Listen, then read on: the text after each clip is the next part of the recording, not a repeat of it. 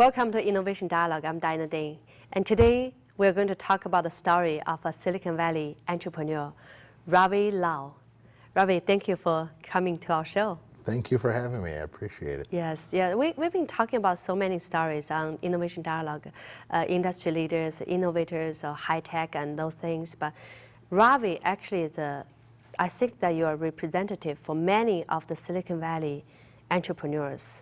Start with nothing and keep going and did so many things for our community. And this startup changed your whole life. And Ravi was the one who was very angry to the whole world when he was at early 20s. Yes. Yeah, but later on, he's so thankful for the whole world. So we're going to, share the story. How did this change happen? So on early 20s, what kind of man you are? I would say that I was not a very nice man. I wasn't the person you see sitting in front of you today, that's for sure. Mm-hmm. The area I lived in wasn't... That's your family, yeah. Oh, yeah. Yeah, then the man standing on the right, behind that was you. Yes, that is me. And much better looking now. Yeah, much better looking right now. Yeah, you got more hair at that time, yes. But those times were interesting. I was in a place that wasn't very nice, and I was around people who, most of them were not very good people. There also were quite a few that were good people, but the majority were not. Mm-hmm. And it influenced me, and it influenced my decisions that I made, which were not very good decisions. So what do you do at that time? I was getting in trouble. Mm-hmm. I was getting in trouble with the law. Mm-hmm. And I didn't really care. Like you said in the beginning, I was a very angry person. Angry at the world, angry at my parents, angry at whoever just walking down the street. Mm-hmm. And so you said you broke the law. What have you done? It's not something I'm proud of by any means. The only reason that I'm willing to talk about it is because I hope that people don't make the same mistakes that I made at that age. But I got caught stealing a car, and was dealing with drugs and whatnot, and it was a pretty bad lifestyle. Mm-hmm. So at the age of 26, your life changed. Yes. And what was the turning point? I was getting older, and some bad things happened where I was. Like what? I realized that people who you think are your friends are not really your friends. That when it comes down to it, money tends to overpower any kind of friendship. Mm-hmm. And there was some betrayal there, and people that I trusted betrayed me. Mm-hmm. And that was the big turning point for me, mm-hmm. to see that, this lifestyle is not what works. Mm-hmm. At the end of the day, there's two places where you're going to end up, and that is either dead or in prison. Mm-hmm. So at that time, actually, there's someone helping you, right? So what was the turning point? Well, I had a couple of mentors, mm-hmm. at that time. Mm-hmm. One was my father, who has passed away now, mm-hmm. and the other is my uncle, my father's brother. Yeah, and that's in the picture, the man on the left second. Yeah, in the middle there is my uncle, and on mm-hmm. the left there is my father. Oh yeah, your father and your uncle, yeah. Yeah, and they were the biggest influence on mm-hmm. me. When I was a young kid, my father and I didn't talk. He was a serial entrepreneur. Oh. And we never saw him. He was never home, and it was tough. There was a lot of resentment there. And later in life, when he got sick, he realized that, hey, things are more important than just money and business. So our relationship grew, mm-hmm. and the things he taught me grew. And while he was sick, my uncle and I, who didn't have a good relationship, it blossomed. Mm-hmm. He started treating me a different way when he saw that I was not just a street guy, mm-hmm. that I was really trying to change my life mm-hmm. For the better and for my family. So he offered you an opportunity? Yes, he did. Came a couple years later. my family is heavily involved in the UPS store. So they came to me with the proposition. They said, hey, why don't you run our UPS store for a couple of years, learn the business, get started off on the right foot, and then we will help you get your own store. Even though it's a very good opportunity for you, but it's very hard, very difficult for you to change your lifestyle because you were running on the street and, you know, like a black society, you know? But right now you're running a store, you have to be there every day and working really hard. And so how did you get through all those? You know, it was a huge lifestyle change. I mean, you talk about going from waking up at 1 in the afternoon to, you know, working every day, 10, 11, 12 hours a day, 6 days a week, to just learn the business. That was before I even got into my own business. That was, you know, the boot camp, you could call it, to, you know, get where I'm at now. And it was a challenge. It was hard. I wanted to quit. I almost quit. But what made you stay? I realized that you only get so many opportunities in life, and if you blow the opportunities you have, they might not ever come along again. And I definitely didn't want to blow this one shot that I had at legitimacy and to make a name for myself. So start from there. When you were working in the UPS, then you changed, and also you got later on you got married. You have an important woman in your life.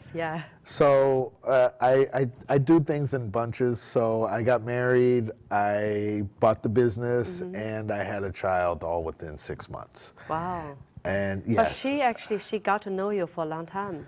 My wife is awesome. I've known her for 19 years.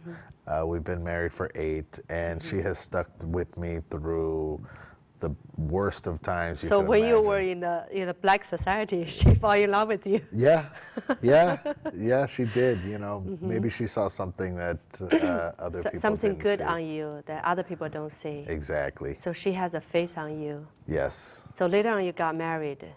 And yes, we got married, and 6 months later we had our daughter, who, you know, if you think about the math, it doesn't quite add up correctly, because okay, you're married and then 6 months later you're having a baby. Well, our daughter came out. Oh, so tiny. Yeah, she came out 2.5 months early. Oh. She was born on our bathroom floor, which was the most insane experience I've ever had in my life. Wow. It was very humbling to know how little control we have over our lives. And it was the scariest moment of my life. I've never panicked before in life until I saw that little baby So coming when you out. panicked, when you saw your daughter came out, what did you do? Well, thank God at the time we lived with my mother-in-law, and she was there and remained calm and caught the baby, and we called 911, and they had us tie the umbilical cord, and then the fire department got there. So thank God that, you know, everything ended up being okay, but it was definitely a scary moment, to say the least. You said a few times, thank God. So do you have any, you know, religious? I would say that I'm very spiritual. I was raised Catholic. I'm not a big follower of organized religion, but I do believe in higher powers, and I believe in karma more than anything. I saw your baby is so beautiful, and your wife is Asian, right? Yes, my wife is Vietnamese and Chinese. Oh, Vietnamese and Chinese, and you are Indian and Panamanian. Oh, wow. Yes. Wow. Such a multicultural family. Yeah, and you know, that's what America is, isn't it? Yes, yes. You know, we're a big melting pot here. Yeah. And I will say my daughter is very beautiful. Yes. And I'm very fortunate Your to... family, it's so beautiful, yeah. Oh, thank you. Your sisters and your relatives, yeah, all of them. Thank you. It's great. We see those, so when you later on you changed and you have your business, and what your family, you know? Yeah, so back to that, we were struggling. You know, we lived in a little in-law apartment downstairs from my mother-in-law, who was gracious enough to let us stay there. And it was hard. I mean, being an entrepreneur, is not the easy road. Well, when you're working in the UPS store, yes, that's for your ankle. But later on, you actually purchased the UPS store. Yes. Yes. Yes. When was that? That was 8 years ago, and another big life change. When everything falls on you, and when people are counting on you for their paycheck, and when your family is counting on you to eat, as opposed to getting a paycheck, it's a whole different ballgame. That's a business. Yeah, that's you start your own business. Yes. But when I see the pictures, I saw the happy, all the happy faces in your UPS store. Let's take a picture there. Yeah. Yeah. Well, it's a fun place to be. Yeah. I definitely believe in a company culture that people enjoy themselves and people enjoy their job, and they work without somebody over their shoulders. I think that's the biggest way to get the most out of your people. But when you first started, when you first purchased this business, it's not easy at all, right? It was hard. I mean, the business was in terrible shape at that time. That's why they sold that. Yeah, Yeah. exactly. It had been in business 2 years and had one employee who was stealing, and he'd close in the middle of the day and go have lunch. And if you're not reliable, If you find the wrong person, that's miserable. I can tell, for the business, I know, because as a business owner myself, I know how hard it is. When you first started, you probably don't know how difficult it is. You just thought, okay, well, it's easy. Other people can do that. I can do that. But when you actually started, you will realize how hard it is. yes. And I knew. I had an idea, I guess, of how hard it was by seeing my father and my uncle and my grandfather work. But I don't think until you're in it, you realize how hard it is. What's the most difficult moment? The most difficult moment, honestly, I would say it was a period of time. It was after my daughter was born, and I only closed one day. Wow. Yeah. So you open every day. Open every day. You work so hard. I would wake up 7 in the morning, drive from San Francisco to here, Santa Clara, and I would work all day, all the hours, and then I would drive back to San Francisco to the hospital to spend a couple hours with my daughter, and then get about 4 or 5 hours sleep and do the whole thing again. And that was a good 3 months almost, and that was the most challenging. And it was challenging for my wife too, because your husband's not there to help you when you things. give birth. Yeah. Exactly. Especially when your daughter is Yes. early born. Yeah. So it was a very challenging time for both of us. Especially when you first purchase a business, and it's also need to sell. Yeah. So at that time the business was not that good, right? There wasn't much business. I had one employee, and who is a bad me. employee? Yeah. Exactly. Yeah. And it was a big challenge, and we got through it, and it made us stronger. Oh, this lady you mentioned about Pearl, right? Oh, She's Pearl. then when you find her, then things changed. Pearl was a game changer for my business. Sometimes people are. One person can make such a huge difference in your business.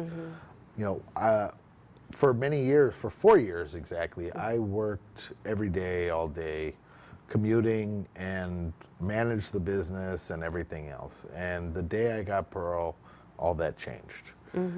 She's really a Pearl. Yes. She's so happy, and she's The I customers like her love long her. hair. Yeah. That's beautiful. Yeah. The customers really do love Pearl, and for me, she was a lifesaver. Instead of stressing all the time about, everything, now I have somebody I can share the burden with. And somebody who allows me to go out and do other things like growing the business as opposed to sitting behind the counter all day. When you find Pearl, then she can manage your store, then you can go out for more business. But at the very beginning, your intention was to go out for more business, but it ends up serving the community. Yeah. That was the intention, honestly, was to go out and join the Chamber of Commerce and see what I could do. Yeah. But unexpected things happen sometimes. Like what? Well, I met some really great people, I met a group of people called the Power Partners. It's a group in the chamber. Yeah. Santa Clara Chamber of Santa Commerce. Clara Yeah. Chamber of We are all Commerce. the members. We're so proud to mention about that. Yes. Yeah, our chamber. And I met a fantastic group of people who really turned me on to things that they showed me that there was more than just business, and you can accomplish things that you wouldn't believe that you could accomplish. I saw you donate to the community, and also, you know, I was there when you got award, the Business of the Year. That was really so proud of you. Oh, thank you. It was a huge accomplishment for us. I'm so proud of that. And in reality, the people who work for me make that possible, because I'm only one man. One man can set a tone, but one man can't do everything. And because of them and their hard work and their belief in me that I was steering them in the right direction, we were awarded that award. You mentioned that you were, at the beginning, you were an angry person and you really don't want to get in touch with anyone. But later on, people believe in you. Why they believe in you? What do you say? You know, I ask myself that question sometimes too.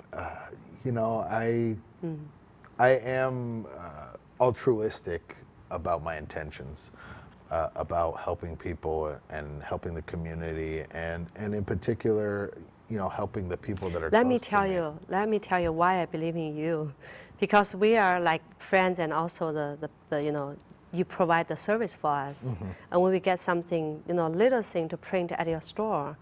I believe that was about 2 years ago. And we made a phone call to print some flyers. And you didn't even collect money. You didn't even ask for money at the very beginning. And you did everything for us. And you even sent the flyers to the chamber. And you know, this is so touching. You know, I feel that you made me feel so special. Oh, thank you. And I was like, oh, what kind of person is this? You know, haven't asking for money, but I did all those things already. So well, I can see the trust you put on people. So where did this trust come from? It didn't come from when I was angry. I'll Yes, tell you of that. course. Yeah. You know, I believe in this community, and I believe in the people that are in this community. And yeah, you know, some people have made me wrong to trust them. But I believe in giving it until they give me a reason not to. And, you know, sometimes it bites you, but that's just my overall attitude concerning business. It's, you know, what can we do to help? You know, we'll worry about the money later. How can we help you first with whatever your need might be? And then the money will come, because, you know, we're fair. And I think people know that. So they trust us. This is a huge change, I tell you, because, you know, I believe in what you said. You know, you don't worry about this first. But when you first started, when you don't have money, especially when you're grown up in that area, and many people are not nice people, it's really hard to change their concept, change their, you know, viewer. You change people's concept of you through your actions. Plain and simple. People can talk to their blue in the face, doesn't make any difference. So who were the most important people that changed your concept? I will definitely say my father, definitely a big part. My mom, my uncle, my uncle and aunt, his wife, and honestly, my business coach from the Chamber of Commerce, Joe Szynski. Oh, yeah, I know him. Yes, Joe's a fantastic gentleman, and he really turned me on to some higher thoughts as far as confidence in myself and what I could bring to people. So that he was kind of the final evolution, you would call it, of what I've become today. When you first purchased the UPS store, you were thinking about making more money to help yourself, help your family. But right now, what business mean to you? Business? You know, it's funny you asked that, because I was thinking about this last night, and what's important to me.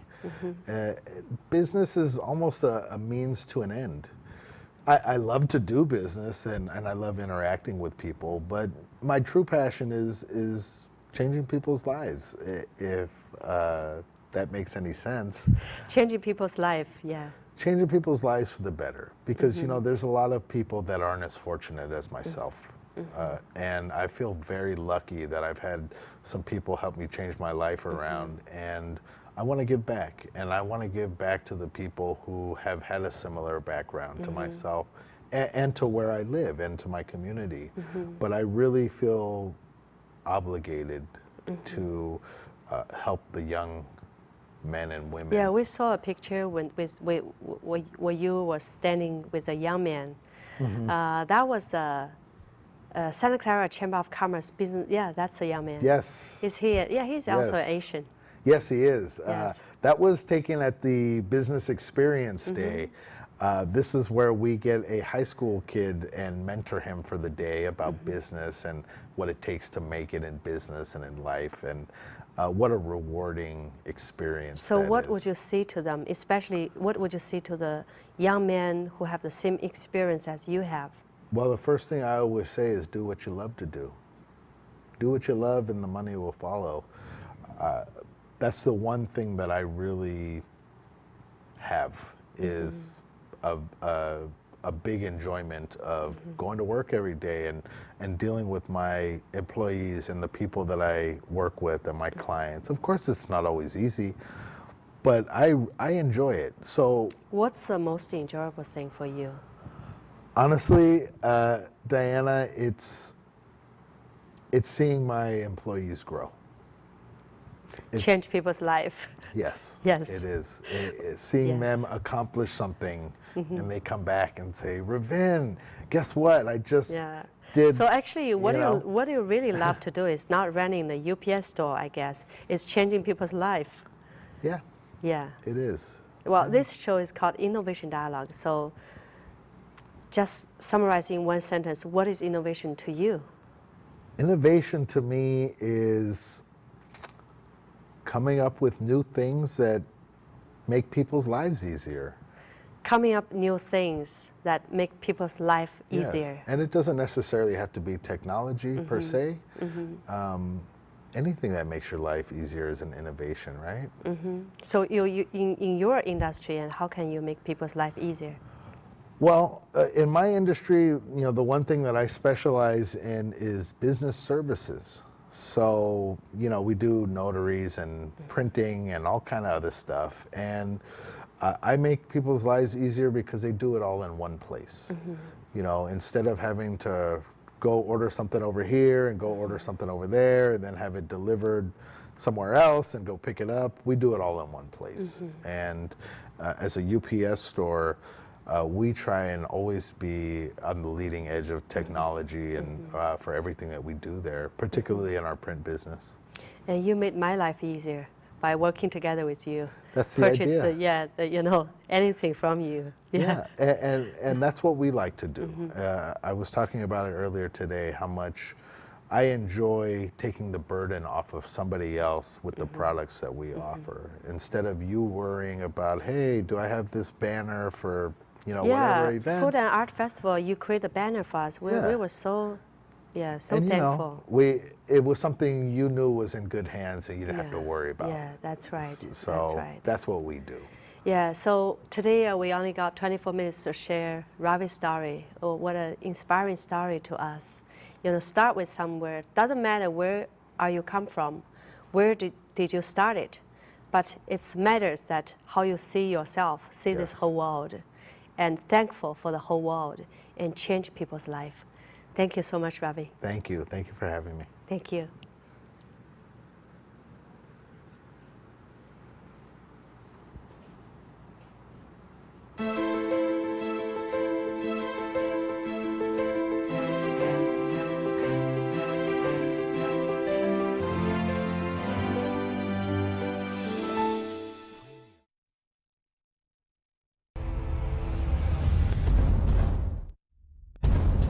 As a startup in Silicon Valley, innovation is our DNA. It's inside our blood. What is innovation? Very confident It's a way of thinking, it's a philosophy, it's a mindset. It's very closely related to leadership. For me, it's really about finding the right fit between the product and the market. Have a strong technology position, a strong market impact. Innovation can be an idea, can be a product, can be a service, or can be a thinking. It can be everything out of box thinking, not limited to your background, to the past.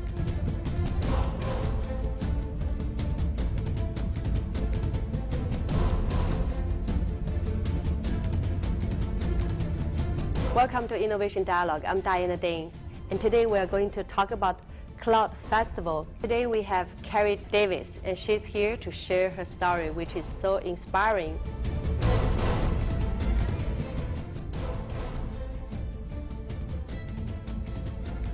What we are doing here is to summarize, bring out the point, and give a good presentation. Help people to bring out their idea to the whole world.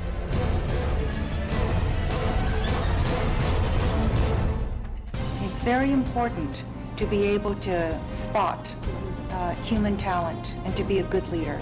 More importantly, it's how our corporate and partners perceive the value that's come out of the event. It was all about seizing the opportunity rather than looking at the world as a set of problems. I want to change the paradigm of angel investing being local. I want all of us to think global and to look at great opportunities in Asia or Europe, wherever it is in the world.